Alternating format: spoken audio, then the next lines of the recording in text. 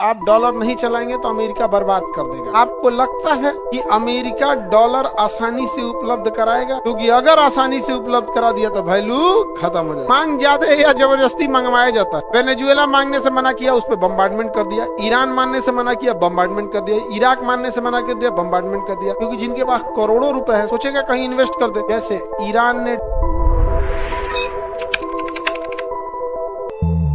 भारतीय रुपया का ये तो साइन है, इधर बनाया गया। हम लोग ने रुपया का क्या बनाए थे? साइन बनाया था। ऐसे होता है रुपया का साइन। IIT बम्बई ने इसे बनाया था। नहीं तो ऐसे रुपया लिखिए या INR लिखिए, INR, ठीक है। ये इंडियन रुपीज, ठीक है। आप ऐसे डॉलर लिखिए या USD लिखिए, US dollar, United state dollar.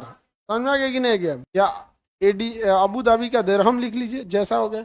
But हम लोग के लिए ये वाला साइन है और ये डॉलर का साइन है। दुनिया में सबसे ज्यादा कौन सी मुद्रा चलती है? डॉलर। क्योंकि आप डॉलर नहीं चलाएंगे तो अमेरिका बर्बाद कर देगा। जैसे ईरान ने डॉलर लेने से मना कर दिया, ईरान का क्या हाल किया है? तो वो डॉलर जबरदस्ती देता है।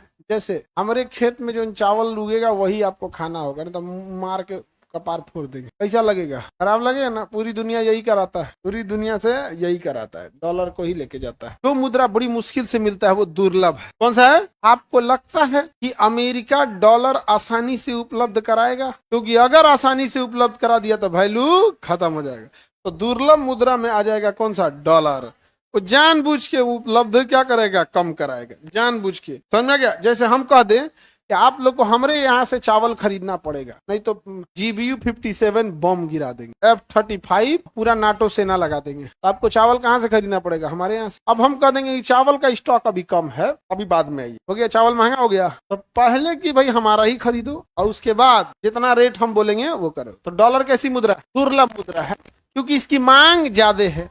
आप बताइए, मांग ज्यादा है या जबरदस्ती मंगवाया जाता है? वेनेजुएला मांगने से मना किया, उस पर बम्बार्डमेंट कर दिया। ईरान मानने से मना किया, बम्बार्डमेंट कर दिया। इराक मानने से मना कर दिया, बम्बार्डमेंट कर दिया। अफगानिस्तान में कितना तबाही मचाया था जिसका कोई हद नहीं। दुर्लभ मुद्रा समझ में आ गया?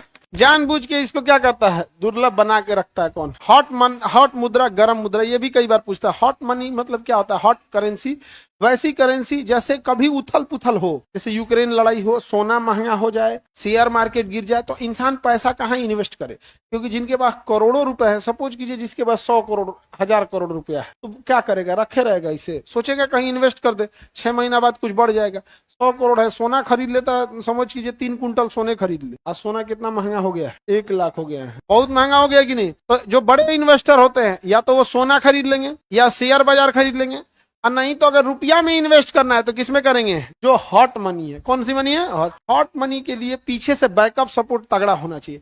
जैसे डॉलर। डॉलर कैसा मनी है? Hot money. क्योंकि बैकअप सपोर्ट किसका है? अमेरिका का। कोई किसी का नहीं सुनेगा, किसी का अमेरिका नहीं सुनेगा। तो जो बड़े उद्योगपति होते हैं वो कौन सी मुद्रा रखना चाहते हैं? जैसे दिरहम, दिनार, दिरहम, डॉलर, यूरो, ये सब कैसे मनी है? हॉट मनी है। इसका रेट डाउन होने वाला नहीं है।